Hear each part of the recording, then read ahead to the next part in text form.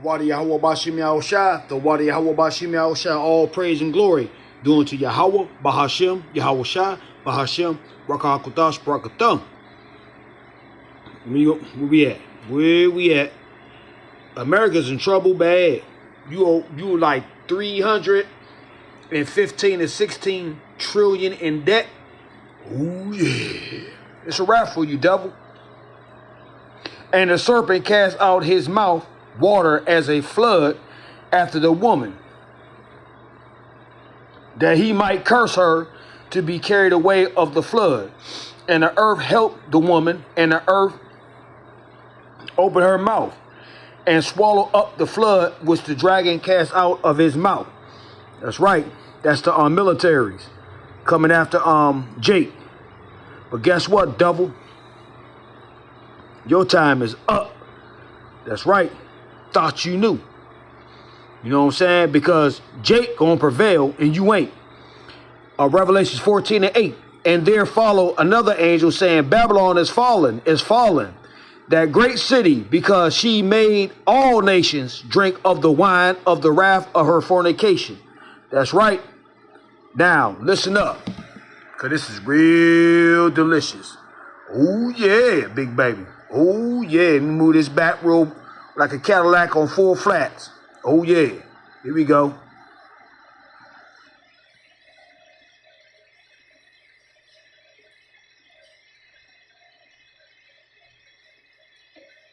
The American empire will collapse in the next 5 to 10 years because it is overstretched, too much debt, too much corruption, too much inequality. It's in too much debt, and it is really angering the entire world. It's basically unifying the entire world against it right now. Say empires last around 200 years. And so we are now in the twilight of the American empire. And the other thing that we know is you can't actually stop the decline of empires. So Oswald Spengler, who is a German... 250 years is almost up. July the 4th, big baby. Theoretician, he argues that we are human beings and we have natural life cycles because we're organisms. Well, societies are the same way, where empires, they will be born, they'll rise, and they'll die. And it's a good thing because that's what allows for constant human innovation. Do you think that will happen in my lifetime? I'm 30 years old, 33 years old.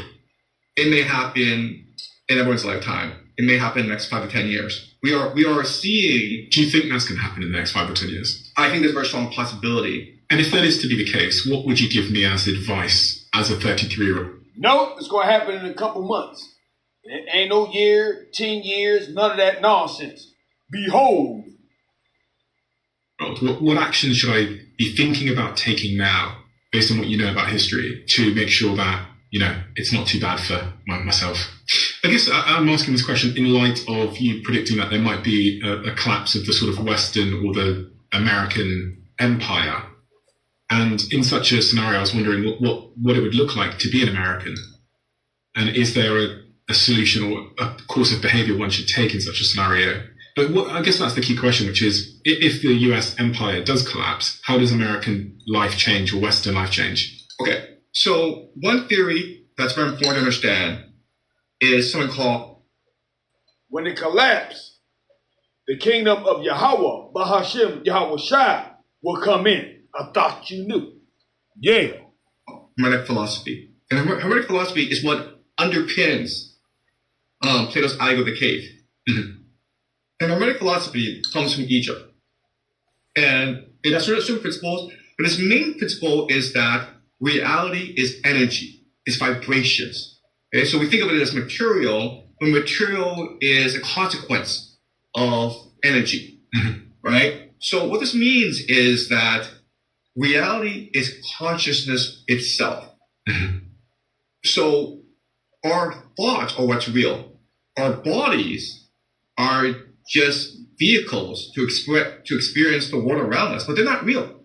When we die, our souls return to the source, and we come back again. And we're here permanently in order to experience things we cannot experience. Who is their source? Who created all? Who created all? Yahweh, Bahashim, Yahushai, Bahashim, Rakah HaKodash, Barakatam. That's who. experience in the spiritual world, because in the spiritual world, it's not material. Okay? So what's really important is to appreciate that every one of us is part of the source. And so if we think about the totality of things, we can only become despondent. We can only give up hope. But if we think about how individually we can become a better person. And there you go. There you go. Until the next one. Wall, a ball, a ball.